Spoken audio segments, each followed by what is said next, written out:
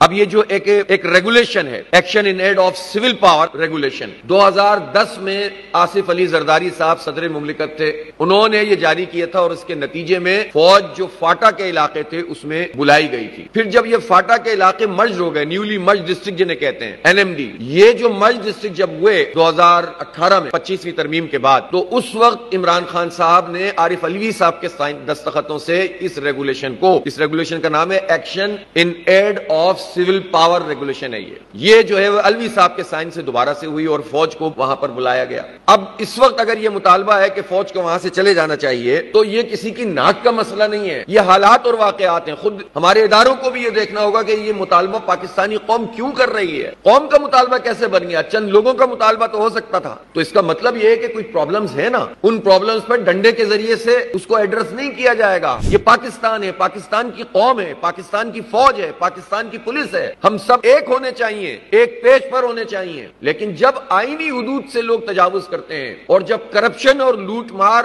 ہر سطح پر پھیلنے لگتی ہے، جب اعتبار ختم ہو جاتا ہے اور لوگ ہر چیز کو شک کی نگاہ سے دیکھنے لگتے ہیں،